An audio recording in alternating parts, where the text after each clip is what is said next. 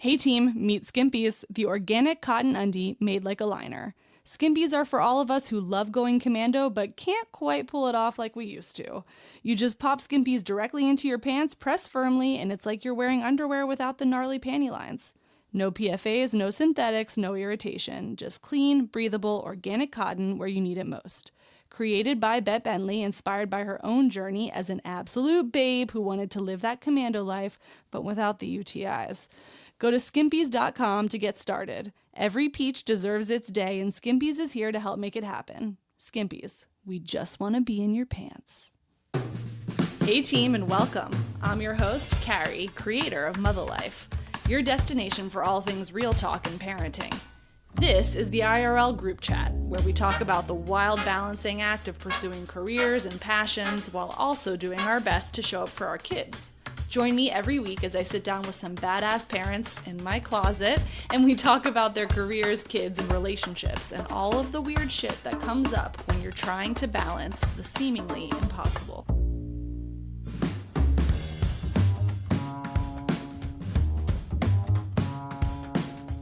Being a parent is nothing short of humbling.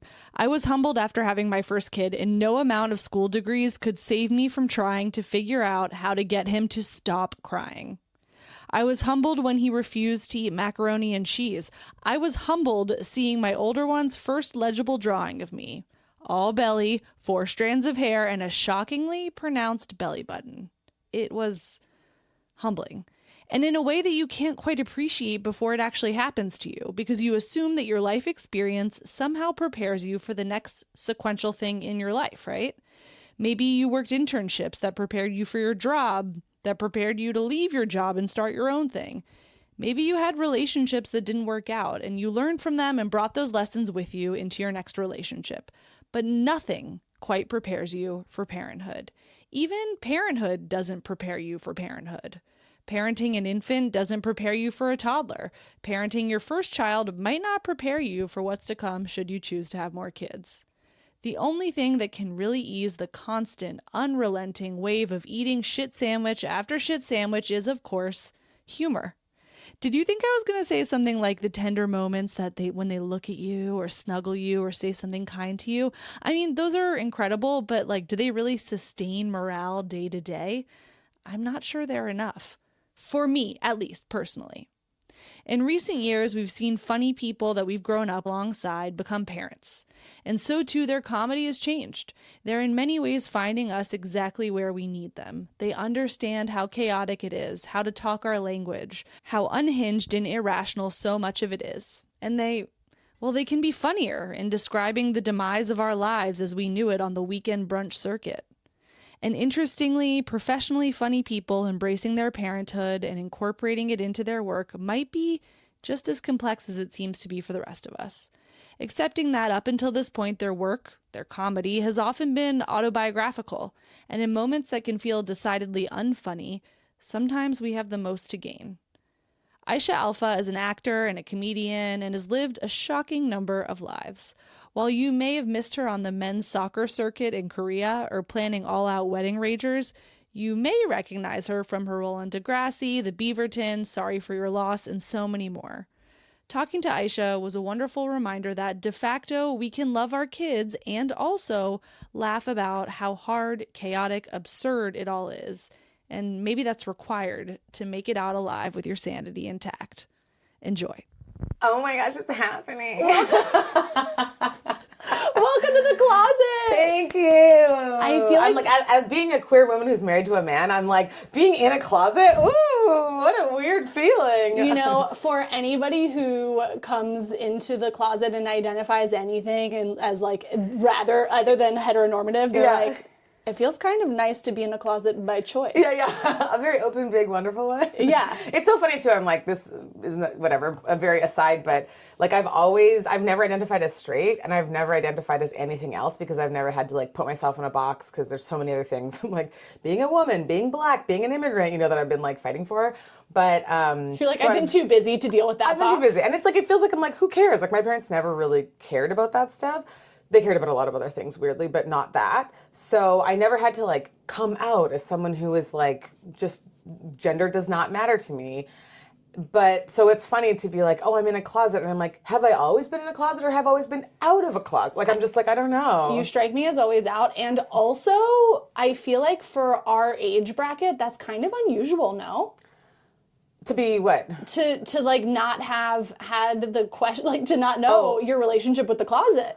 Oh, yeah. I think, you know what's funny is I think that because did you have other like queer people in your family? Like what was the thing that... Well, I didn't realize I did until I was an adult. My aunts. Fun fact. Did you say multiple aunts? Yes. Okay.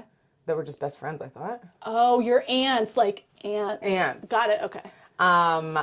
And that also was a thing where like people just never talked about it. We don't talk about Bruno? Thing. Yes, they were Bruno. But like everyone loved them. It wasn't like they were like shunned. It was just like never talked about. So that like it never came up. And my dad was like very strict in certain ways. But for some reason, this thing just like it was like nobody cared. And I think it maybe because they were so strict about sex and talking about sex that it was like, why would we ever want to know that? Right. Like that's personal. Who cares? Like that's not our business. So if you want to be with women, men, anything, like whatever, non-binary people, like they're just like, cool, just like keep it to yourself, you know? But like, yeah. So I was like, yeah, why would I talk to my parents about sex? I saw like a clip of Elizabeth Warren at some town hall, I guess it was recently, and somebody was asking her about like, you know, the Bible says that marriage is between a man. I just saw that her mic drop, like what? Like and I was she like, was she's just so like, good. like, you know, what's your response to that marriage is between a man and a woman? And she was like, well, I'm assuming it's a man who's asked that question. And I'd say, then marry a woman.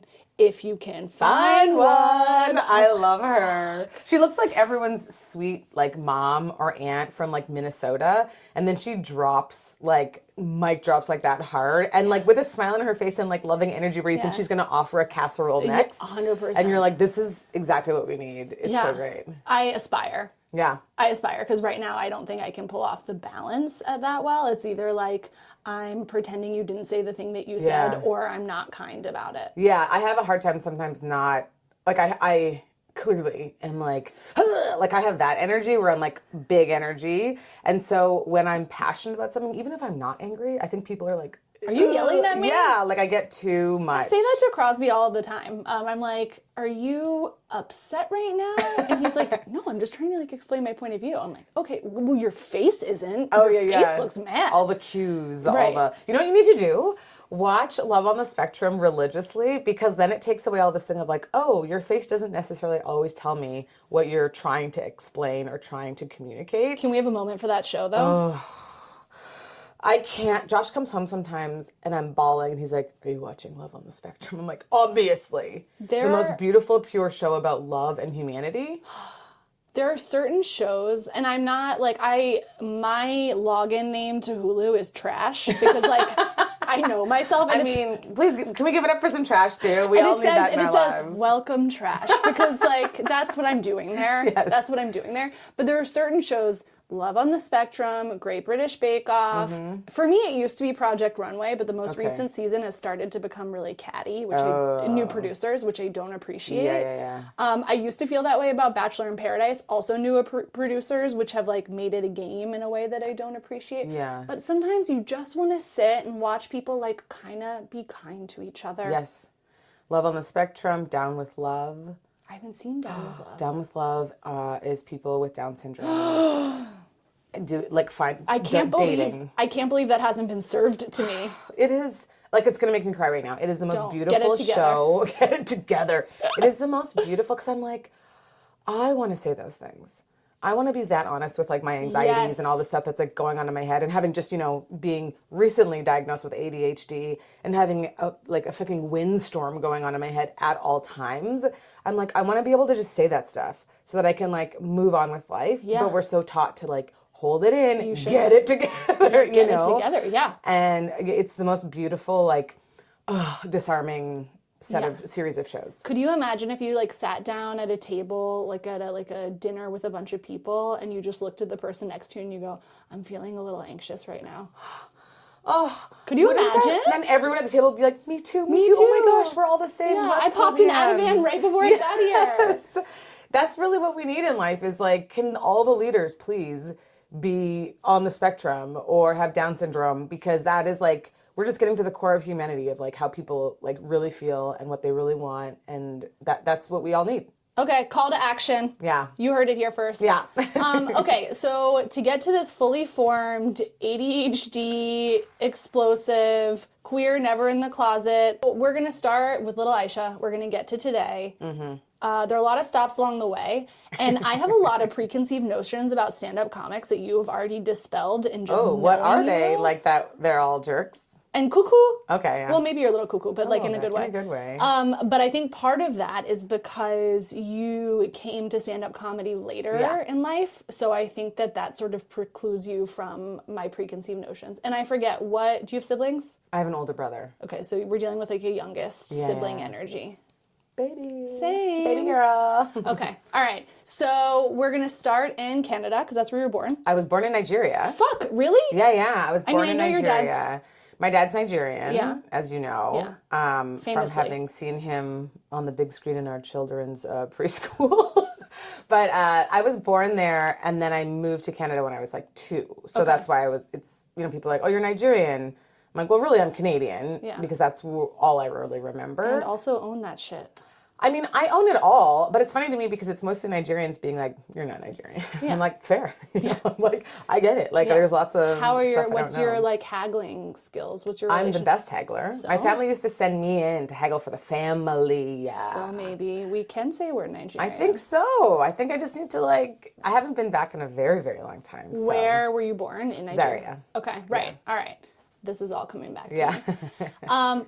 And so you moved here when you were 2. I'm going to go ahead and assume that you don't have any memories. Moved to Canada. I meant here, North America. No worries, yeah. We're going to hear things like a boot today. We're going to hear a no worries. See, everyone says a boot. We don't say a boot, we say about. About, but because a boot to us is something that goes on your foot in the winter. A boot. Same. But the way you say that word is different. It is different, and I say sorry. Sorry, I have that's to learn the to other say one. Sorry. Sorry, especially as an process actor. Instead of process. It's the little things. As an actor. Yes. That was one thing when I started auditioning here. I had to like really watch those words. Get it together. That's the theme of today. Maybe that'll be the name of the episode. Get it together. Aisha Alfa, get it together. Yeah. Also my memoir. Okay. Yeah. We'll get to how all Canadians know each other. We'll do that later. I've seen you do it with other Canadians, so I know that's true. Okay, so where in Canada do you move? We moved from Nigeria straight to Edmonton, which is in Alberta. Is that like an industrial town historically? Like what's Edmonton known for? Oil and gas? Edmonton is known for the Oilers. It's oil and gas. It's it's like Alberta has the Rockies going through it. It's kind of, Alberta's sort of seen as like the Wild West of Canada. Yeah. So it's like rodeos, it's oil and gas, it's like some farming, ranching, that kind of stuff. And then my mom was going to school at the University of Alberta. Okay. So that's why we were there. You mentioned your dad's Nigerian, your mom? My mom is Canadian. Her parents are French, and her dad's from France, and her mom's like an immigrant from England, like a couple generations in. And she was living in Nigeria when she met your dad? No, they met in Winnipeg, Manitoba. Sexy. In Canada, which is like where everyone finds love. You know what, honestly, let me just put a pin in this because so many people have actually found love in Winnipeg. It's like a bizarre ratio of people who I know who are not from Winnipeg, who've been to Winnipeg and like met their partner.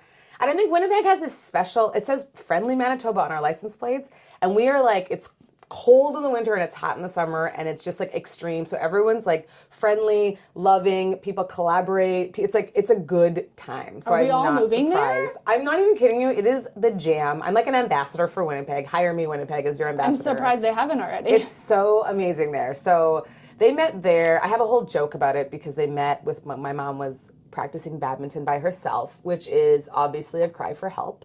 And then they met and 6 months later got married. And then my mom, who's from a town of like 100 in rural Manitoba, moved to Nigeria with my father. That's so boss. Who she had just met, and my parents did not love this idea. Grandparents. Obviously. My grandparents did not, yeah. And then, they just celebrated their, 52nd anniversary? Oh my God. Yeah. And your dad, did you say he's an engineer? He has a PhD in engineering, and he was a prof. Okay. And my mom has her PhD in microbiology my and was the director for God. medical microbiology for like all of Western Canada. Just a couple of nerds falling in love. Totally. And like prolific in their fields. And then my brother is a musician and a radio host, and I'm a comedian and actor. So the apple fell from the tree and rolled very far away. Sure.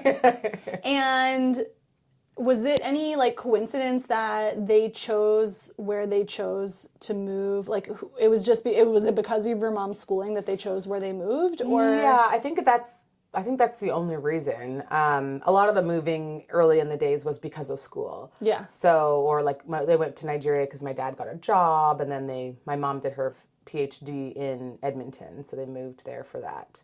And then moved to Winnipeg, and my mom was kind of going back and forth finishing. I remember when my mom was finishing her PhD because I was like 4. Yeah. And helping her study with like all these, like I knew weird names to like microbiomes and like all this stuff. I was like a 4-year-old.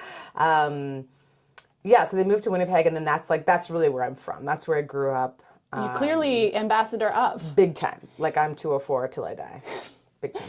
And what was the sort of ethos in your house growing up? Were they strict, easy? Not easy.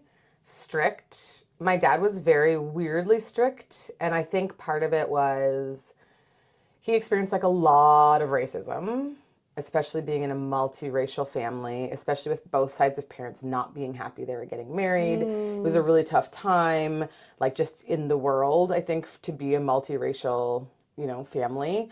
And my mom is a very smart woman, which I think was also hard. Yeah. And my dad is a very smart Black African man, which I think was hard to get a foot in the door. He's also like very much about like doesn't take bullshit, and he wants women to succeed. So it was like a very, it's a weird mix of stuff. But then in our household, my mom played a very traditional role, which was weird because she's like a feminist's dream for so many reasons.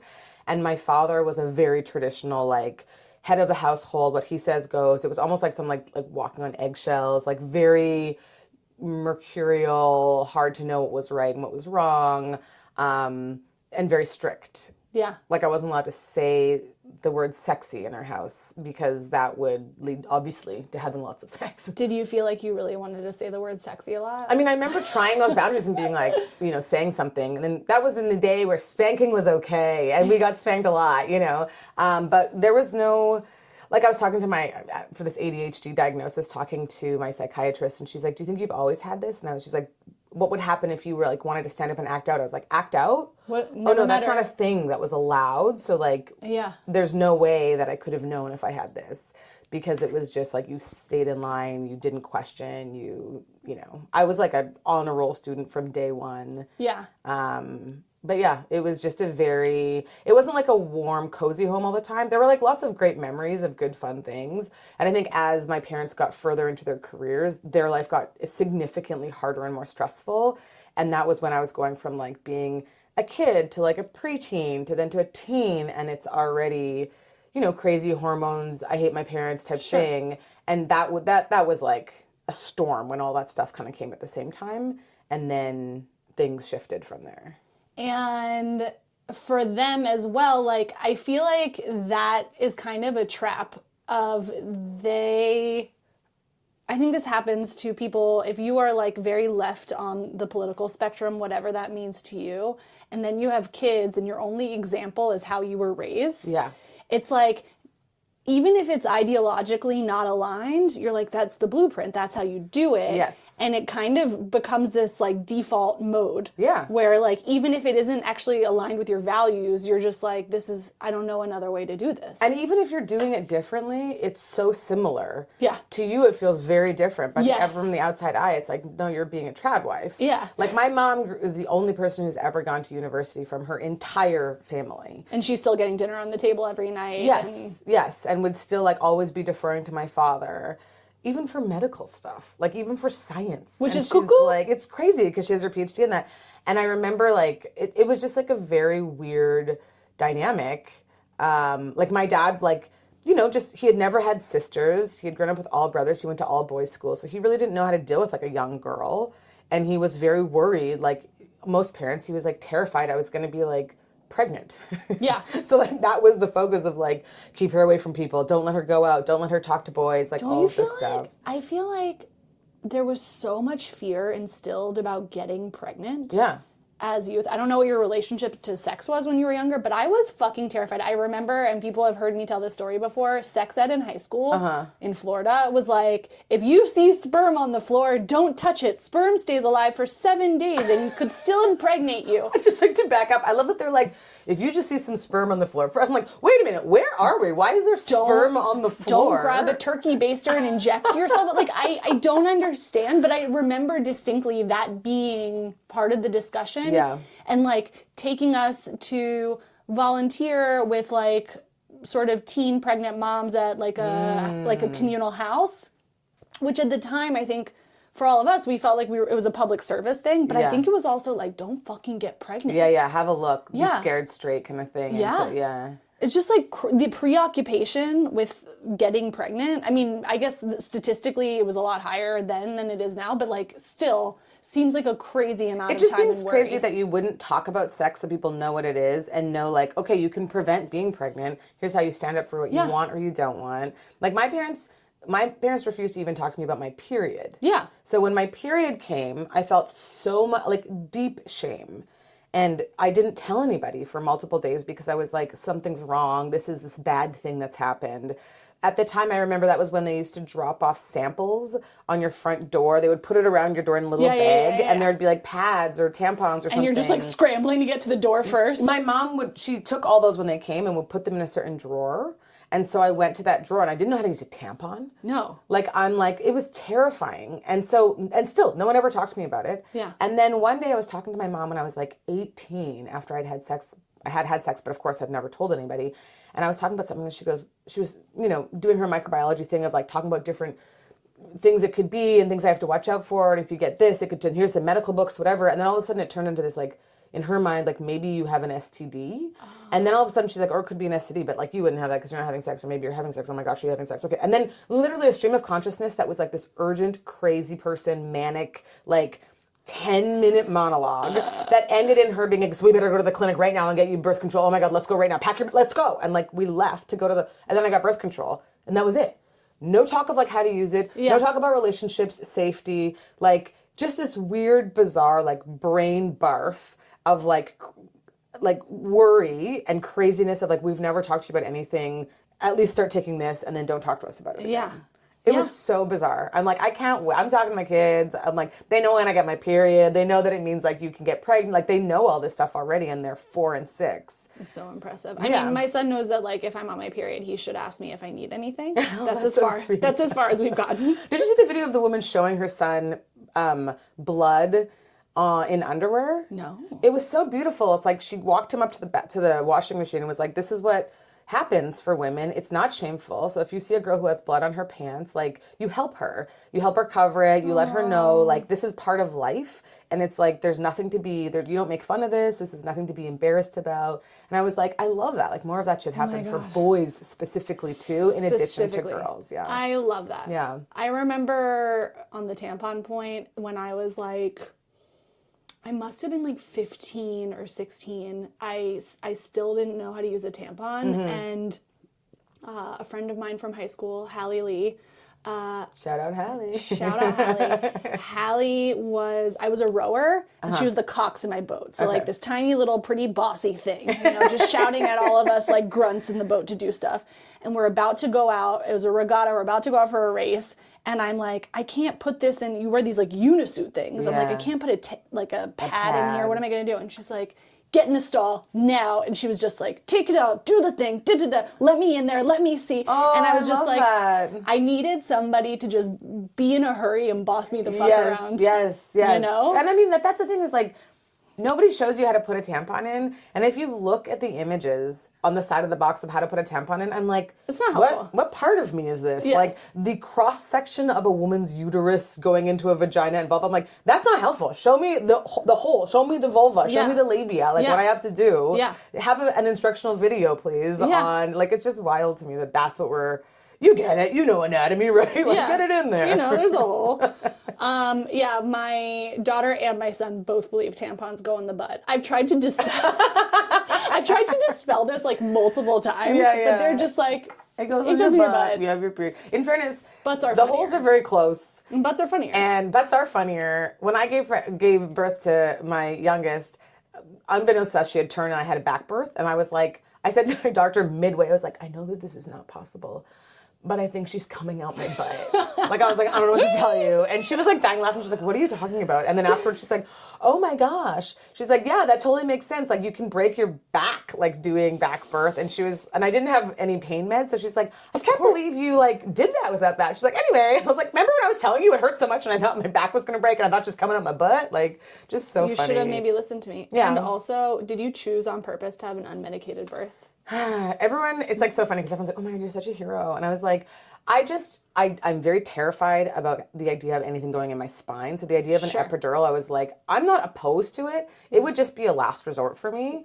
And I was like, let's see how this goes. Yeah. It's scarier to me than just I'm just trying to gauge how woo-woo you are. Well, no, I'm like, and again, I have a hard time with like meds. Showing kids blood beautiful, which I don't disagree with the sentiment, but like it also gives woo-woo. So I'm just trying to gauge you. I am very woo-woo in a lot of ways, but also I'm very like very practical, very like to the point. But I didn't want to take medication just because I generally don't love taking medication. Yeah. And I wanted to experience it. Yeah. Like I wanted to experience it. But I was not like, I'm not going to take medication. I was just like, if I need to, it's an option that's there. Great. But I don't want people like when I walk in offering me an epidural because I was like, I'm good. If I need it, I'll let you know. Yeah. You know? And I was like, as soon as possible. Yeah, no, my friend's like, I walked in backwards so they could put it in as I came in. I was like, I love it. I love that. Yeah. Okay, so in this childhood, like you mentioned that you and your brother have both gone into creative careers. Yes. Did you always know that you were this like creative spirit? No, not at all. I mean, what did you think you were going to do with yourself? Well, I was an athlete from day one. I was a competitive gymnast, and then I played team dance sports at the gym. Oh, I have a new one I have to put up today. I forgot. I was a competitive gymnast, and I trained 6 days a week. And then I left that and got into team sports, where I played every single sport you could possibly play. And then I played soccer in university because I had to choose between that and basketball, and soccer meant I got to leave my hometown. Sure. And then I played professional because that's what you do next. Sure. And then I went and played in a men's league in Korea because that just seemed like the next normal step. Oh my God, I'm so happy we're here. So yeah, like I was very much like, I'm an athlete. That's what I am, just because that's sort of where I had been. And then... How long were you in Korea for? 4 years. Okay, that's a long time. Yeah. What's your relationship with Korean food? Because it's the best. Oh, baby. So good. Baby girl. That is my comfort food. That's what I dream about. Like when I'm having a bad day, I go get Korean food. Okay, good. And I make Korean food. Like I love Korean food. Okay. It's my side piece. Okay, it's great. Korean food. I feel that deeply. Me in bed with kimchi, you know. But then it was like I didn't want to be playing sports anymore. I knew that like I wasn't super passionate about sports. I just like happened to be good, and that's how the river flowed. And so then I got into I kind of came home and tried to figure out what I wanted to do. And I think what I realized is in everything that I did, I loved attention. Right? Yeah. So I was like, great, I want attention of my daddy when I was a little girl. Duh. I wanted to be a good student, so I got attention at school. Same. I wanted to be good at sports, so I could get attention. Check. Then I was like, okay, great. I came back home. I became a wedding planner. Not and good I was for like, attention. Not Unless good you're for going to be walking down the aisle. Although, different kind of attention. First of all, I love a party. I love connecting people. I love whatever. Guessed. I got all the credit all the time. Oh, that was nice. I loved that attention. Okay. Because I know how to throw a badass party. I believe that. And I'm really good with people, and I can like really see vision and like create things. So I got that attention. I loved it. I got hired to be a flight attendant because I wanted to travel. But then there was a strike, so we couldn't train. And in the meantime, I started hosting an online lifestyle show. Sure. Oh, and also I got certified as a professional life coach for like executives. Sure. And I had a whole life coaching business that I did. And it was fun, except for I really loved doing more group and like speaking stuff. Right, you wanted to be out in front. I wanted to have everyone. Did you ever feel, so I think I felt similarly. Some of that I think comes from us being the youngest and like maybe at least our dads not being terribly impressed by us. At least that's how I felt. Did you ever feel embarrassed about wanting attention? I felt very embarrassed that was something I want. It's actually still something I like deal with now. No, I don't. I never did.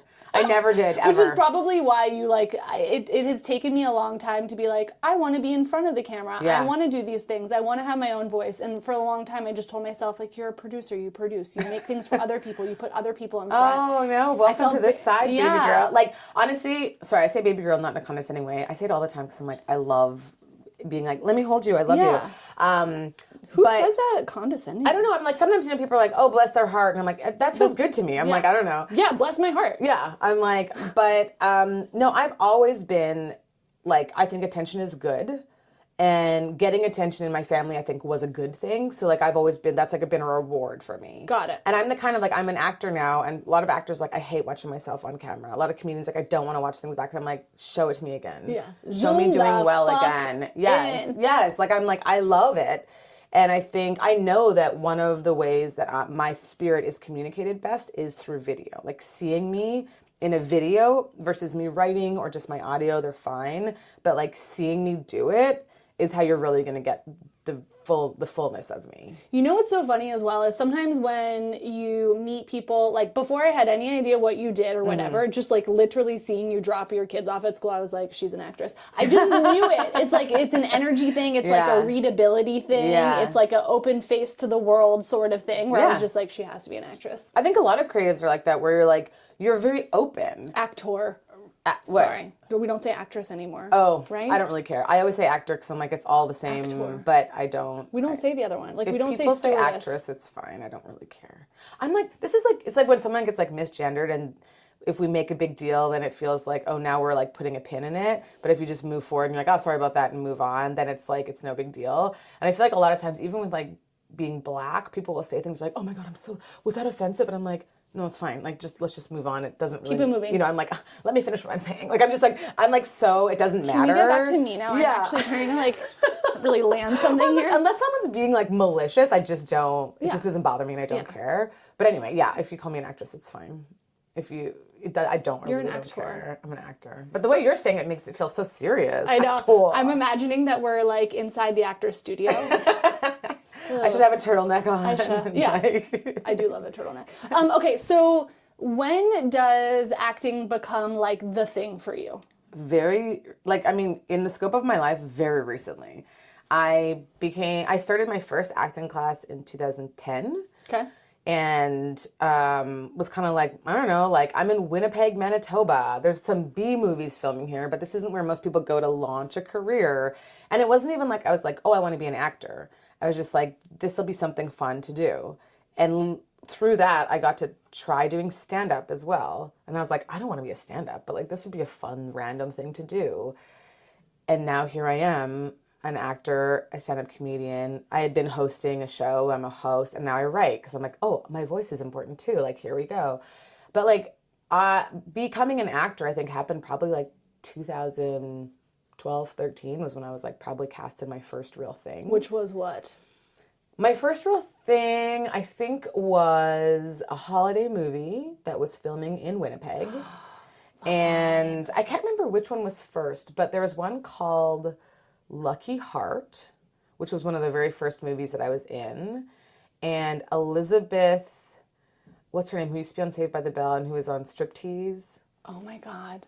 I'm so excited and I'm so scared of her. Yeah, and she was in it, and she was, and it was like a really weird role for her to be playing, it felt like. And she was really like playing in a very different way. Like, it was just like such a weird production.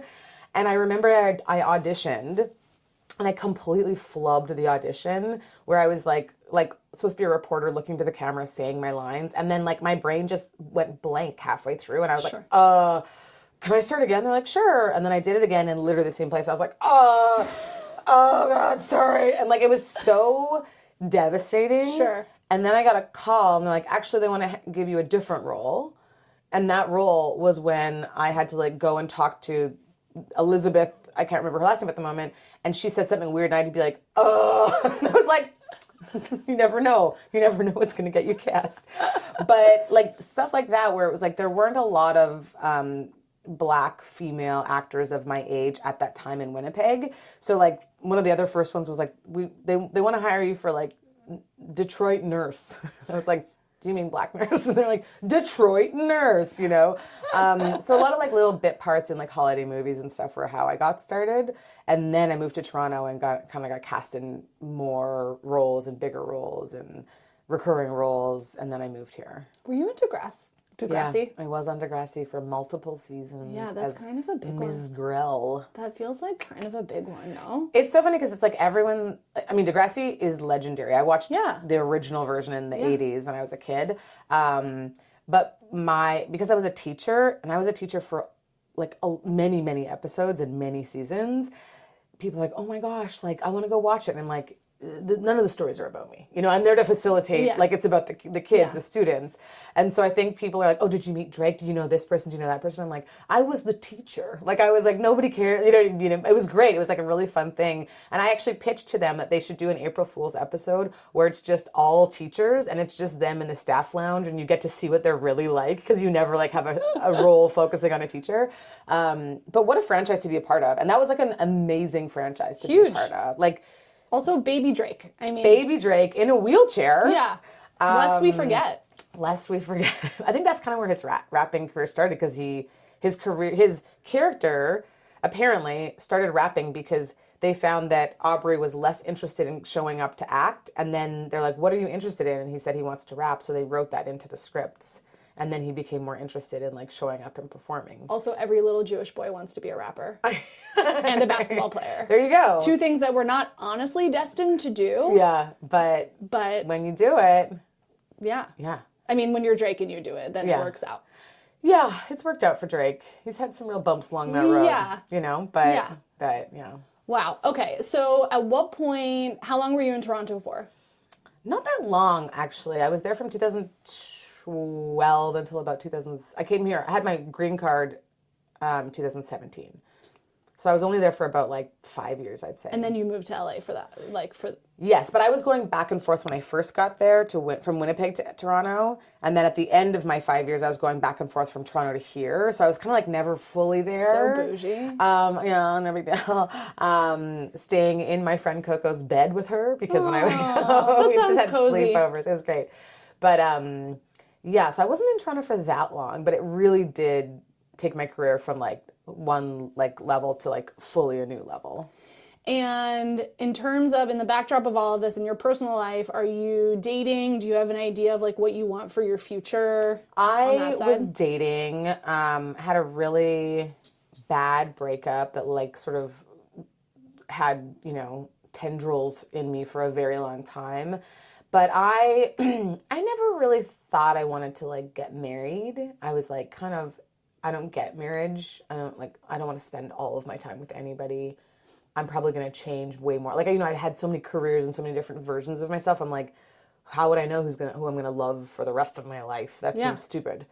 And then I was like, and I love kids and I would love maybe to have kids, but I was like, I can't even imagine doing that on my own. So that was like, so I'm not having kids because I'm not going to like be in a committed relationship. And then, you know, Josh and I met, my now hubby. Where did you guys meet? We met here through a friend, a mutual friend. And then I left the next day after meeting to go work on a show in Canada for 3 months. And we FaceTimed. Oh my God, the same thing happened to us. Really? We met and then we're apart for a few months and talked like every day. Yeah. Yeah. And it was very weird for me because I'm like, I don't want to be in a committed relationship. I don't do long distance. Josh is like the opposite of me in so many ways. And I was just like, why am I doing this? Like it was like I was compelled to do it. And then after about 6 months, I had to like... Is it because he's like a fox that looks like a Greek god? Or is that part of it? I mean, you're both you're just like annoying, attractive couple people. So many people do, like, don't know anything about Josh other than the way he looks. And then so many people think he hates me because of all my this guys I do, where he's always like, ugh. I'm like, this guy! Like, it's literally the epitome of what our relationship is. Same. Is Yeah. him as a mute and me, like, crawling all over him making videos. Yeah. So, yeah, I feel like you get it. I feel like you guys have, like, a very similar, like, vibe. Yes. But, yeah, we met, and then, like, I think it took me a long time to be like, ugh, I think this is the person for me. This is so annoying. I think I found someone I really want to be with. And I think also because I didn't really have, like, the stability of, like, unconditional love necessarily as a kid. It was very, like, you had to work for it, right? Yeah. And like if you did something wrong, like you were kind of isolated. You got the resources were taken away, or like you got the silent treatment. So like, you know, like it's deep. It's a deep thing. The idea of commitment is very scary for me. Yeah. And stability is very, very scary for me. Like I think I moved once every year, like when I was an adult, you know, I just did not like relying on people, relying on a place, I just didn't like that stuff. Yes. So it was a really big lift for me to even be open to the idea of, I'd never lived with a man and I moved in with him. And then we got married and like on our honeymoon got pregnant. So I went from being like, had never lived with somebody to like being married with a kid very quickly. And then it was the pandemic and we had our second kid and I was on bed rest. And like, it's just like my whole everything shifted in such a short amount of time. It was really, really jarring. Now, when you guys met, was he still acting or had he changed careers? He had already switched. So he came here to be an actor and he did that and was like having success actually. And then, you know, his life has been driven by social justice always. So his undergrad is in Africana, like history and Africana studies. And he's a white man, just for everyone who's out there. A blonde, blue-eyed white man. There's really nobody whiter. There's nobody whiter. He looks like he's like a Viking. He looks like he was molded from the Arctic itself. Yes, exactly. Like he is a white, if you will. But sorry, Josh, but it is true. It is true. He knows this about himself. But he was going, and so he's always sort of lived in this space of like wanting to be a leader, to understand, and to like help, like find equity in the world. Yeah. So he was acting and doing all these things, and he was also writing a screenplay about the student nonviolent movement in the 60s. And there's a white lawyer in it, and he's like, I could play a white lawyer who's helping people, or I could just become a lawyer who does this stuff and like fights for the rights of people and does social justice. So he legit like left acting and went to law school. He didn't just go to any law school. He went to Harvard. He went to Harvard. He went to school in Boston. Yeah. In Cambridge. Which he like, he never talks about. And like, I think it's really funny. Because I mean, he doesn't like that culture of like Harvard Law School, I think. And he's probably the only person out of his whole class or any class following that's ever been like, now I'm going to go work in a nonprofit. Like, they're all making like 6-figure bonuses, you know. Thank you for your time. I'm going to go be broke. Yes, exactly. So, so he had already done all that when we met. And he understands what I'm doing, but he's not in it, which is a nice... Yeah, because there isn't like separation. any sort of like competition or comparison game that you guys can play. And he also gets why like I have to go out and do stand-up all night sometimes, or I might have to change plans because I get an audition. Like he gets it. And I think a lot of friends who have partners who are not in it, but who've never been in it, it's like a fight a little bit all the time. There's tension because it's like, sounds like you're just leaving to go have fun. Yeah, especially when you have kids and you're like, this is literally my job. I work all day, and then sometimes I work all night as well.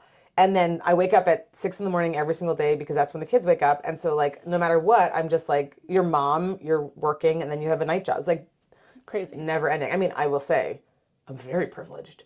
You know what I mean? Like, we have money. I'm doing a job that I love. You know, I don't want to compare myself with people who are legit. Like, I have to work 3 jobs to like, you know, sustain. But like, and also, it's just hard. It's just hard to be, I'm tired all the time, you know? Yeah. I recently said to a neighbor, his kids are older, and he said, how are things going? And I was like, man, I'm just really fucking tired. And he was like, isn't that getting better for you yet? And I was like, I literally said to him, my dude, I believe you have forgotten. And then I reminded him of a couple of the dynamics of these ages and stuff. And he was like, you know what? It's all coming back to me now. Yeah. Because that amnesia is so strong. Yes, totally. And I think also people who aren't in the same place, it becomes a platitude to hear, like, I'm tired. Whereas for us, we're screaming, like, I'm fucking tired. Yeah. I'm tired. Yeah. I think that's, like, the base for, like, parents of kids, our kids' age is, like, you are just tired all the time. Like, if you turned the lights off in here, I would just fall asleep. That's impressive, honestly. I'm like, I'm at, like, I read, too, where people are like, people have this, like, pride in being able to fall asleep really quickly, and they're like, that's not pride, that's exhaustion. And I was like, oh yeah, that's probably true. Can't it be both? I can be proud of my exhaustion. Can't, yeah. Like, I have no qualms. Yeah, we're working hard. We're pursuing dreams. Yeah. Okay, so you guys get together. At this point, you are acting, you're doing stand-up. Yeah. Okay, so here, let's talk about stand-up. Yeah. So I feel like we've had some improvers on the pod. We've had one stand-up on the pod, but he's like very old school, like came up with Jay Leno. Okay, so yeah, very yeah. different era of stand-up. But I feel like the difference between the two is stereotypically. This is kind of like my birth order obsession, the improv versus stand-up of it all. Improvers are very like team-oriented. It's very much about like building on ideas. And stand-ups are very much like, I want the show to be mine. I want it to be my thing. Yeah. And also like, watch me work out all of my unresolved trauma on stage. On stage. Watch me I'm do like, it. I've done both. And it was very eye-opening because I feel like improvisers are like the musical theater kids. And stand-ups are like the drama, like I'm going to go do a drama short about like trauma actors, That's right? right. Like that's kind of the difference. Like improvisers are very like, I got your back, I got your back. And then also when I was in that world, there's a lot of incestuous kind of like stuff. And then a lot of like talking and cattiness, whatever, behind people's backs in the scenes that I was in. And I was like, oh snap, okay, so there's a little bit of this here. And for stand-ups, it's very like individual, so everyone's always running bits. And there people are also sleeping together everywhere, but like... Everyone's sleeping together is basically the takeaway. But I feel like stand-ups, at least, like they'll make a joke to your face, which is kind of like, I appreciate that. I'd just rather know, and it might be like too direct or too painful or whatever, but like you get it, right? Yeah. A little more roasty. Yeah, there's a bit more roast happening versus like behind the back chatty, maybe. Not to say that improvers do that, but like the community I was in, I was like, oh, there's also this shit here, right? Yes, yeah. But I also, like, the stand-up world is, I don't feel like I naturally fit in there at all. Because I feel like I'm very silly Billy. I'm very positive. I want to connect with people deeply. And so I'm like the awkward, weird one, I think, and I always feel like I'm an outsider there, right? Yeah. So, and I'm like, I don't think my jokes are like necessary. Like, I'm not going to write them down and they're going to win an award. Like mine I had to write out a transcript once for a festival and I was like writing it out and I kept putting in brackets, this is really funny when I act it out. You gotta trust my delivery. Don't worry, yeah. Because I was like, these are like silly things. But I make people laugh, right? And that's the thing. And then now I've started to have like some messages about like what I actually think about in my comedy, which has been really feeling good. But the idea of being a pure stand-up who, you know, tours the world by myself doing stand-up sounds depressing AF to me. Yeah.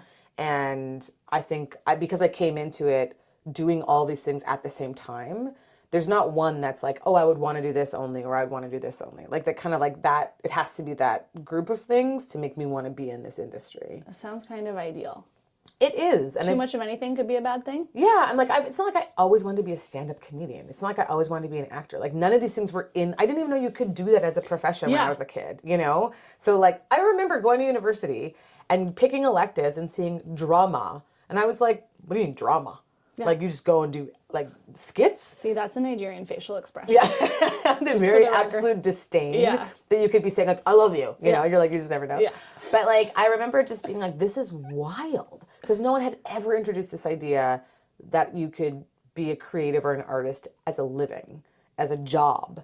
Because both my parents, of course, were so academic. Yeah. Right? And so I went to a high school that was purely academic. Like I was like, there was no phys ed even for grade 11 and 12. There was no drama. There was no music. It was all academic. So like, I just had no clue that was actually something people were doing. It's crazy to think about now, especially now that we live here. And like, that's such a big part of, I feel like, kids' extracurricular experience is that. Mm-hmm. Now, in the backdrop of all of this, first of all, let's go back. One of the first things you said when you came in the closet is like, as a queer person, am I in the closet? Am I out of the closet? Yeah. How much did that factor, like that part of your identity factor into your trajectory growing up? Was it something, it doesn't sound like this was something you were like agonizing over, thinking about. It's just you were who you were. Yeah, like I never really thought, I honestly, it like weirdly, and it sounds like naive almost, like I never thought about it. Yeah. It was never a thought. It was never a concern. It was never a like, oh, I have to choose. It was, because people are like, oh, you're queer. And now I'm like started saying that, but like I've never identified as queer either. I'm just not anything. Like why, I don't fit in a box. I'm not anything. Like I'm certainly not straight. Yeah. And people always put me in that box. I'm like, that's fine. Like I don't mind if you put me in that box for you, but I know for me, that's not where I fit in. But it just never really came up as a thing that was important or that I had to express.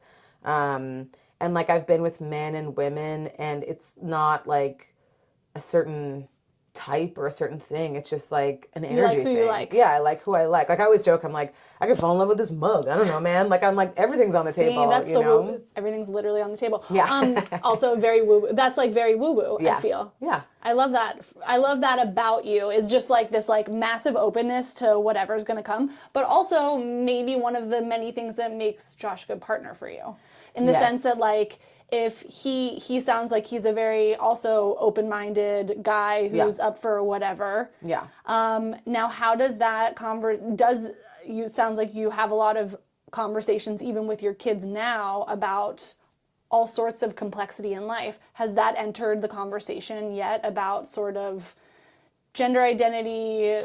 I mean, sexual orientation, like, again, to your point a little bit, like, at this age, what does that mean for them? Right. Because, like, I've talked to them about, like, we talk a lot about, like, gender identity because, you know, I even, like, because I didn't grow up, I don't even hate saying this line of thinking, but, like, because we didn't grow up having to think about pronouns, it just wasn't a thing that I'm practiced in. Right. So because I want to be more practiced in it, I would, like, for their stuffies, I'd be like, oh, she's this and he's that and they're that. Like, I would always be trying to throw that in so it's just normalized. Yeah. And we talk about being, you know, sometimes, like, they'd be like boys or girls, and my kids will say, like, or non-binary people. Like, they'll always add that in when people are, and I'm like, I like that. I like that we're talking about that. And as far as, like, the sexuality thing, like, we don't really talk about, like, sex or men and women having sex with my kids. I was going to say yet, and I was like, I don't know if, like, where that would come up, but we talk about, like, families, for example. Like, some people can have two parents or more than two parents. Some people can be raised by grandparents. Some people have two daddies, two mommies, or two parents who are non-binary, or one parent. Like, it's just, like, all these different permutations. We're trying to, like, make that normal. Yeah. I try to make, I'm like, all the things that felt very loaded for me, I try to talk about in a way that's like, we're talking about your elbow. Yeah. Like, it's like, doesn't matter. Your vulva, your elbow. Yeah. Two moms having a kid, your elbow. Like, it's just all so normal and, like, banal. And they haven't really asked, the biggest thing is they want to get married. My kids keep telling us, sure, we're going to get married, we're going to have 4 kids. And I was like, to each other? With each other. Sure, yeah, that comes up all the time here, yep. And I was laughing because we're like, they're best friends, they love each other so much. And just recently we've been saying, oh, actually, mommy and daddy aren't related.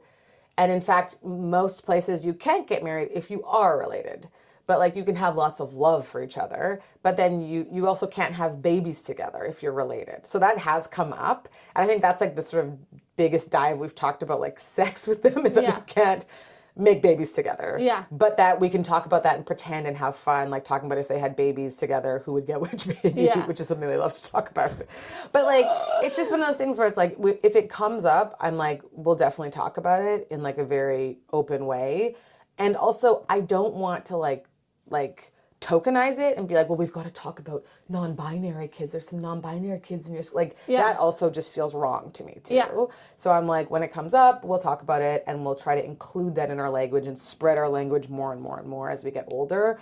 But I really hope that my kids want to talk to me about sex, because I'm going to be that annoying mom who's like, sex is great. We should all be having sex. It's healthy. Like, blah, blah, blah. Like, when you're... And we were talking about body parts, and I was like, certain things feel good, and you're allowed to use your body how you want to use your body. We might have to do that in, like, not in public all the time or whatever. And then I started saying something about, like, and we don't touch other people's bodies and their private parts. But then I was like, unless they give us consent. But also, and then I was like, wait, what am I, like, now they're young, like, asking for consent to touch someone's butt? Like, I was like, well, and that's usually when you're older, and maybe you're in a relationship. But then I was like, but maybe you're not. Like, I kind of got into this, like, the same thing my mom did with me about sex, and you just, like, going out. But it was like, I think that the thing is, like, being open to talking about it and being open to doing it wrong and just moving forward. One of my motto for next year is, don't get it right, get it done. And it's like, I'm trying to not get it right and then move forward. Potentially the credo of everyone with ADHD in the world. Yes. So that's one thing I'm bringing to, like, with my kids is, like, it doesn't have to be right. You just have to, like, do it. You can, like, remold it afterwards or apologize for doing it wrong. Yeah. But, like, just not shying away from it because it's scary or hard or loaded. I appreciate that a lot. Yeah. Now, can we talk about bed rest, please? Oh, yeah. So I feel... bed rest as a thing is like a trope that maybe you see on TV, and I don't have a lot of experience with what that actually looks like in real life. So this was with your first? My second. Your second. Yes. So what happened and how long does one stay on bed rest? What does that actually look bed like? rest can mean a lot of different things. Some people are on bed rest for like a whole pregnancy. Some people might be on bed rest for like part of it. Some people are on like half bed rest, full bed rest. You might have to be in the hospital for bed rest. You might have to be in incline bed rest, like all kinds of stuff. For me, I had placenta previa, which means that my placenta was between my cervix and my kid. Okay, that doesn't sound great. It's not great. Usually it should be like up on the upper side of your uterus, and mine was underneath. And I'd had bleeding with my first pregnancy. So I had some bleeding and I thought totally normal, but then it continued. And so eventually I went into the doctor and they diagnosed me with placenta previa. Forgot to mention I shouldn't do certain things. Okay, so then I did those certain things and I bled again for a week. And it was really scary. How far along were you when this happened? I was 4, 5, 6, probably like 4 months in. Okay. Okay. So I went to the doctor, and I'd already had a few complications where there was like low amniotic fluid and like different things.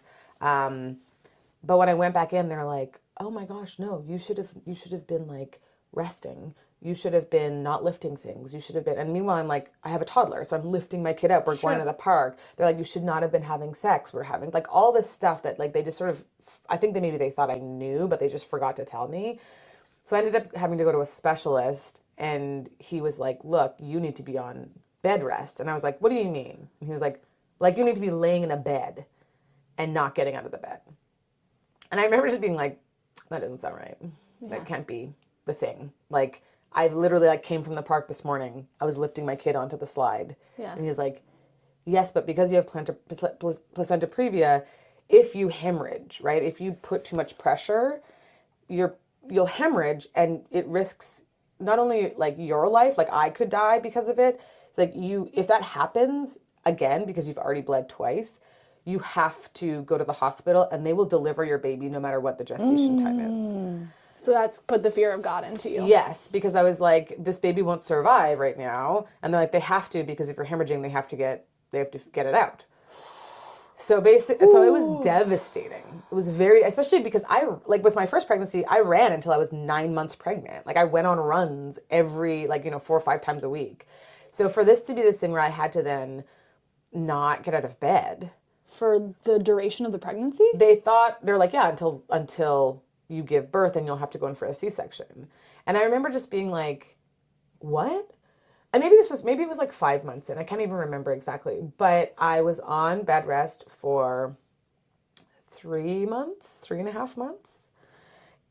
And they're like, it never changes. The placenta might move a little bit, but it will never move so far to the way that you get off bed rest, that you can have a natural birth. And they're like, and you're an older mom, so like, thanks for that. It's never. And I remember just being like, just you wait, I'm gonna move it. Yeah. You haven't met Aisha. Yeah, I'm like, this is the real woo-woo stuff of me where I'm like, oh, okay, I'm gonna move it. I'm gonna imagine it moving. I'm moving it way out of the way, so I'm gonna be able to have a natural birth. And my doctor was like, that's never happening. I've never seen it happening in all of my 30 years of working. So I was on bed rest where even still, I couldn't just lay in bed. I was like, that's also not good for a body. So I would sit on the couch or walk around, but very slowly in my house, right? Just short stints.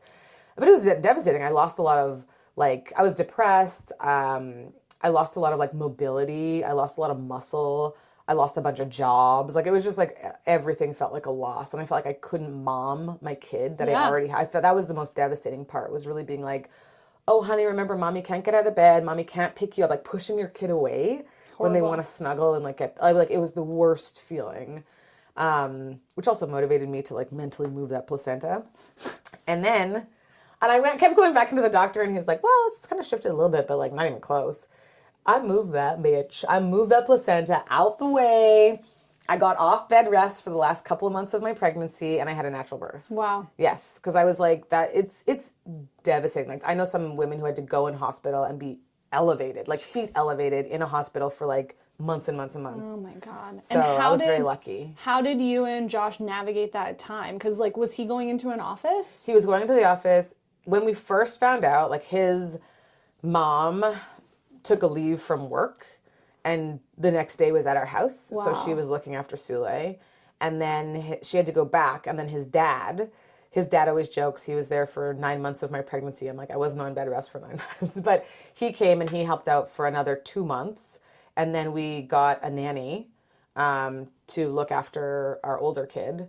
And then I got off bed rest and it was okay. So, but it was pretty devastating, like for the whole family, you know, like Josh was really worried. I don't even think he had to take time off work though, because his mom literally like dropped what she was doing that and took a flight over. What's his mom's name? Elizabeth. Shout out Elizabeth. Thank you, Elizabeth. We love you. And That's thank you, really Phil, special. for coming and Phil, after thank you for work. coming for all 9 months. Yeah, all 9 months. That's really, really special. Yeah. And also terrifying and hard for you. And then post-baby arrival, were you recalibrated? Were you mentally in a good space? Like, what did it look like after? After the first one, I've had postpartum and looking back, and a lot of rage, and a lot of like sadness. Same. But I didn't notice it when I was in it. Same. After having our second, I had less of that. I think because we had instant community where like it was still the pandemic, right? Like it was 2021. So Josh then started like being able to work from home for like parental leave. So he could take longer because he was like working from home, and then he got to take some leave where he didn't have to work. We also had a nanny at that time, and Josh's parents could come visit. My parents were still stuck because you couldn't travel through borders, but like we had people around. Yeah. And so that felt like it just was a different experience of it all. Like I had help with like myself and with the kids. So it was a really nice time, actually. We were kind of like, the pandemic was like horrible and stressful and devastating. And also it kind of was this beautiful thing for us in some ways where Josh got to spend so much time with our kids, and I got to be home so much with our kids because like nothing was happening, you know, in the industry. So we got this gift of time that we wouldn't have had, and we didn't get sick until way later. So it wasn't that devastating time where you'd have to go into the hospital and get the ventilators. Like we were very lucky, but it really gave us the freedom of time. Now, you mentioned that you and Josh are kind of different people. That's the understatement of the year. What are the sources of your arguments in your house? What do you guys argue about? I think that everything kind of stems from not feeling like we're being heard is the crux of it all. Yeah.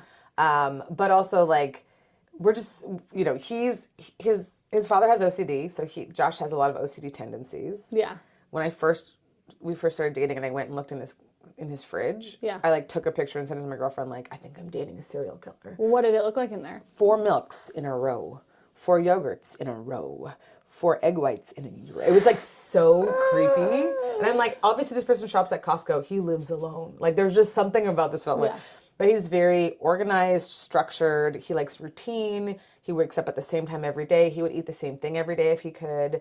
Whereas I'm like, I'm motivated by spontaneity. I'm motivated by variety. Yes, I like don't want to do things the same way twice. I want our kids to experience like the wildness and craziness and kookiness of the world. And he would like them to go to the same restaurants every Friday and to like do the same things every weekend and like that kind of thing. So we have the same exact dynamic in this house. Yeah. Huh? Yeah. Yeah, so it's like I think he grounds me in the way of like structure doesn't have to be bad. And I like pull him out of his shell to be like, oh, I can do things differently and it can be fun, you know, or at least exciting or different or like give me a different perspective. And meeting in the middle, I think is perfect for our kids because they have so much like structure that's there as like the foundation, but built on it is this craziness of variety and new experiences and like seeing things in different ways. Yeah. Yeah, so, but I think I think that's really where all of our arguments stem from. I mean, from what I understand with my limited experience in couples therapy and also from other people and just like reading about the point of couples therapy, it's all about the other person being heard. Yes. Because I think at the root of so many of the disagreements that we all have with our partners, it's like the other person's either not feeling valued and not feeling heard. And it's often that both people are not feeling valued or heard at the same time. Yes. And they're not able to hear or feel valued in the same ways. Yeah. Like Josh, his idea of hearing me as being like, I hear you, you're sad about that. And I'm like, yeah, I guess your ears work, idiot. Like, I'm like, how is that? Like, you know what I mean? And he needs that. He needs me to be like, I hear that you're sad. And like, I get it, you know? I'm like, I want you to be like, yeah, that sucks. Like, I Yeah. want you to feel emotion and like Yeah. be like with me in it on a journey. Yeah. And that's just literally is not who he is. Yeah, which you is know? interesting. That's what my therapist says to me about, like, if my kids are having big feelings, she says it's not enough to mirror the words. Right. You have to mirror the energy. Yes. So if your kid is mad, you need to be like, you're mad. Yeah. Like, you're mad. You can't just be Yes. like, I see that you're mad. I know. I'm like, it feels so condescending. I'm like, yes, you're angry. I'm Yeah. like, ah. Yeah. But like, I feel like that's I think more... Dr. Becky, you could do a better job of explaining that part to people. Yes. I'm like, I am not even kiltered. Yeah. Like, I think we all can notice that from all right now, which is fine. And I'm like, that's good. And also, Josh is the most even kiltered. I don't even know if I'm saying that word right. Even keeled? Even keeled. Off kilter, Off kilter, even killed. yeah. There we go. Yeah. One of you's a kilter, one of you's One a of us, keel. I'm like, I'm merging it We have into a this kilter like and two thing. So he's very, even. And that irks me. Because I'm like, if I'm upset, I want you to get my upset and to feel upset with me. If I'm sad, I want you to like be sad with me. Yeah. And he's like, if I'm feeling something, I want you to logically explain that you hear me and that I'm seen. Classic. And so like, that's literally where we miss each other sometimes. Yeah. Also, I can't trust anybody ever in life. And course. I'm worried about ever having to like rely on, I'm like, I don't trust this guy that I'm married to and have a home with and 2 kids with. Yeah. But I don't trust him. You know what I Yeah. mean? So it's like, and he can't understand that because he came from such a Stable. unconditional, stable, like, Yeah. fit, Elizabeth like, showing up the next day. yes. Yeah. Yes. So he just doesn't get that. And he needs certain things. I just can't, like, I'm like, what do you mean? Not arguing? That's not a thing that couples can have. Right. Like, that sounds like you have to argue to be in love, don't you? Like, it's like, it just doesn't compute. So we're like working to find our way into understanding each other and finding something that works with us that's maybe different from what we both know, but that's the same that we can create together. That literally sounds like the work of our generation. Yeah. Right? Is like picking off the menu of how we grew up, choosing what we'd like to order, Yeah. and sending everything else back to the chef. Absolutely. And that is the struggle of life. Yeah. Is being like, what I've known does not have to be what I know. It's true. Yeah. What I've known does not have to be what I know. I like that a lot. Thank you. This has been so much fun. I could talk to you for so much longer, and we will continue this conversation. I want people to know, we're going to put in the show notes, like, do you have your dates of where you're performing next? Yes, up? but right now I'm not doing shows in LA in December. I'm Okay, taking excuse December her off. I have headlining shows in Canada when I go back home. Fun. And then I'll be coming back in January doing more shows. But you can always, my website. I'm going to put on the show notes. Is Yes, that the my best website, thing? that's great. That has like my calendar. But if you really want to know, then just sign up for my newsletter because it comes out once a month and I say all the shows I'm doing and like projects I'm working on in little snippets. You're so organized. Yes. So I'm like, this is because so many people are like, oh, I missed your show. Let me know when your next one is. I'm like, I can't send a text No. to like 500 people every time No. I go to a town. Let's make things efficient. Yes. And also, we'll put your Instagram so people can see, because Yes. I know sometimes you post also little clips. I post on Instagram and I'm actually doing sort of like a rebranding thing right now to like figure out how I best get the attention I want, right? Like, but like how I best put myself out there now, kind of being like, I'm a mom, I'm a, like all these things that I've never really acknowledged in a big way. So I'm excited for next year to come out and be like, actually, this is the wholeness of me that's Yeah. like being presented.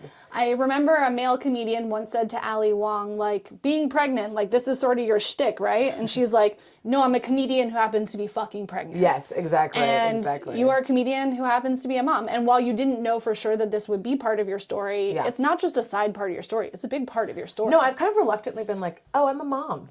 Yeah. As part of my front forward facing identity. And I remember when like 10 years ago, someone being like, I'm like, what's your biggest accomplishment? They're like, my kids. And I would be like, lame. But now I'm like, oh, I totally get it. Like Yeah. that is my shining light. And my kids, I'm like, my kids are more important than anything and anyone, just by such a big margin that like it gives so much perspective. I'm like, I just don't care about any of y'all. Like, it's great. What a feeling. I never get an acting role. Fine. Look at my kids. Look at them thrive. I'm like, it just doesn't matter to me. And it's been given me such a beautiful like perspective on things that I'm like, I should be marching forward with this more often. Yeah. Because it is really empowering, I think, to be like, I'm not the most important thing. And I think I like me loving attention, like taking the back seat in a certain way has given me so much more depth and more like empathy and love, and that's all great for comedy and performance, and I'm just a deeper person.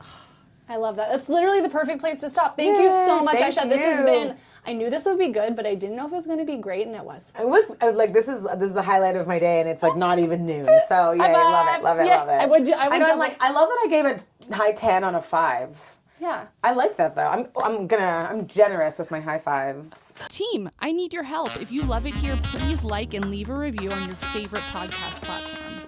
Subscribe to the Substack for full access to this episode's show notes and join the discussion. And of course, follow me on Instagram at mutha, mutha.life for a daily look at all things mother. Thanks for listening. Be sure to tune in next week for another Chat in the Closet. This podcast was produced by Mother Life, music by Ronan Landa. See you next time.